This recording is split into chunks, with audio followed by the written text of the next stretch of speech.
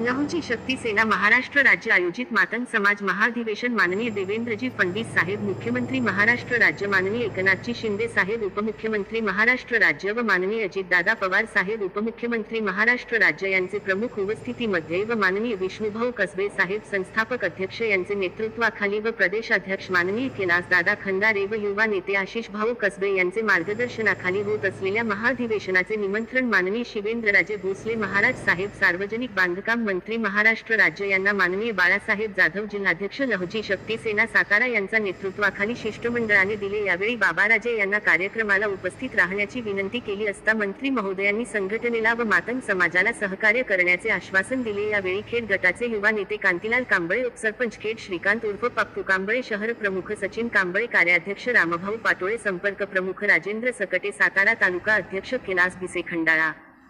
तालुका अध्यक्ष मोहन खुरे जावली, तालुका अध्यक्ष, इतर पदाधिकारी व कार्यकर्ते उपस्थित होते। यावेळी लहुजी शक्ती सेनेच्या वतीने बाबाराजे यांचा सत्कार माननीय बाळासाहेब जाधव जिल्हाध्यक्ष यांचे हस्ते करण्यात आला। त्यानंतर अधिवेशन पोस्टरचे अनावरण करण्यात आले। आज या ठिकाणी 1 मार्च रोजी दशभुजा मैदान, सहकारनगर, पुणे या ठिकाणी माननीय नामदार देवेंद्रजी फडणवीस साहेब मुख्यमंत्री महाराष्ट्र राज्य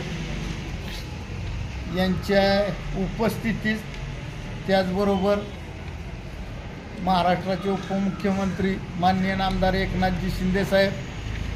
दुसरे उपमुख्यमंत्री माननीय नामदार अजितदादा पवार साहेब व इतर मंत्री महोदयांच्या उपस्थितीत मातंग समाजाचे महाधिवेशन लहुजी शक्ती सेनेचे संस्थापक अध्यक्ष माननीय विष्णुभाऊ कसबे साहेब यांच्या नेतृत्वाखाली व प्रदेशाध्यक्ष कैलासदादा खंदारे व युवा नेते आशिषभाऊ कसबे यांच्या मार्गदर्शनानुसार संपन्न होत आहे।